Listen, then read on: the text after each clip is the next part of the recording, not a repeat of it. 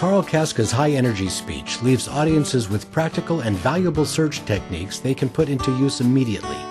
As a speaker, trainer, coach, and author of How to Find Virtually Anything on the Internet, Karl reveals the secrets of information research professionals for finding almost anything, saving time, money, effort, and angst. I'm going to be using some hand gestures today to help illustrate some of the points that I'm going to be making, so I hope you're okay with that. My wife and I were going up a river in the Philippines. As we went up the river, the boatman would leap out of the boat to navigate around the boulders that were in the middle of the rapids. There was lush green vegetation on both sides of the cliffs. As we rounded the final turn, there at the end was a beautiful, gorgeous 100-foot waterfall. Absolutely amazing. Before we could think about anything, they put us on a bamboo raft, dragged us through the waterfall, dragged us back through the waterfall again. And it was only when we were back on dry land that they said, not only is the waterfall 100 feet tall, but the pond beneath it is also 100 feet deep.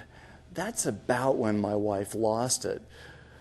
Now, the reason I'm telling you this analogy is that the waterfall is a lot like the internet, because when you use the internet, you surf the surface of the internet, that top 100 feet. Actually, you're only surfing the index of the surface, but that's another thing. We'll get to that later. Then there's this other 100 feet. But to make it proportional, it's actually really 50,000 feet of information that you almost never see or reach or touch. That is the deep invisible web. So my objective today is to show you how to surf that top 100 feet, to be expert internet researchers with that, and also how to tap into that knowledge base of 50,000 feet of knowledge that you've never touched before. We were talking a little bit about the Google toolbar and how you can use the Google toolbar really powerfully so that you can home in like a laser beam into exactly the information that you're looking for. But there's another feature of the Google toolbar that I haven't told you about yet, and that is, what if you end up on a web page and it's in a foreign language, or at least foreign to you? Well, you're there, you could go over to Alta Vista Babelfish. Has anybody ever tried Alta Vista Babelfish? Okay, some of you, that's good. All right, but you could also use the Google toolbar. Once you've installed the Google toolbar, say that I ended up on a CCTV Chinese cable news website, like on the screen behind me. Does everybody agree that that looks a little like Chinese? Okay, or at least an Asian language we don't know? Okay, fine. All right. Now, all you have to do, if the Google toolbar is installed, is right-click your mouse on the page, and then it will automatically, once you see translate, hit translate, it will translate that from Chinese into English, and then it will look like this. Does everybody agree that looks a little more like English? Okay, yeah, great. So now we're on home base.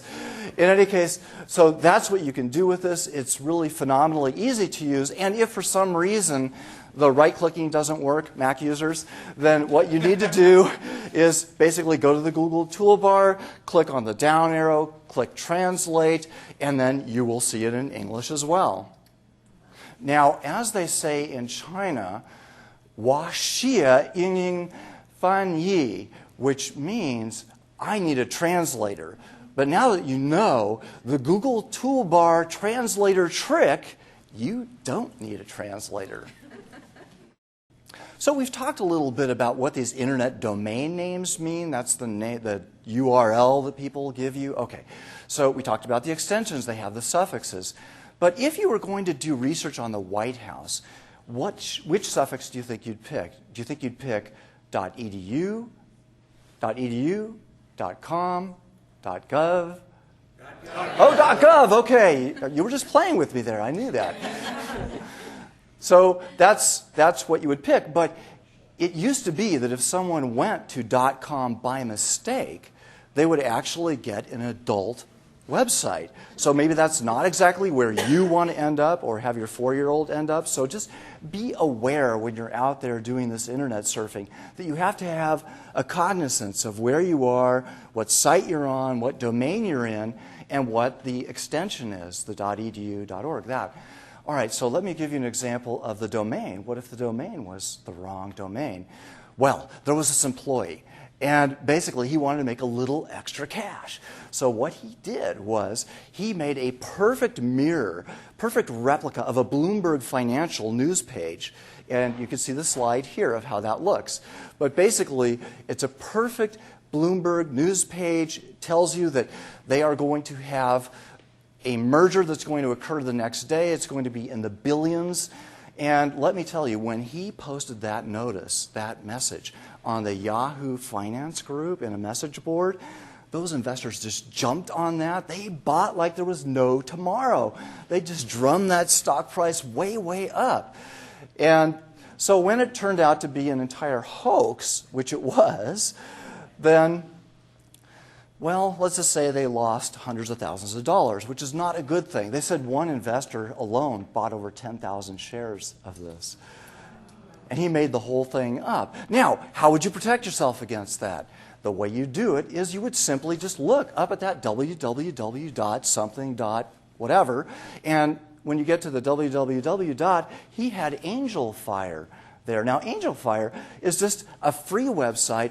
Any of you can go there. GeoCities has the same thing. You create your own website, web page, and then you could create anything that you like. But in this case, he just made a fraudulent one. Very well. So just be careful out there when you're surfing on the wild, woolly internet.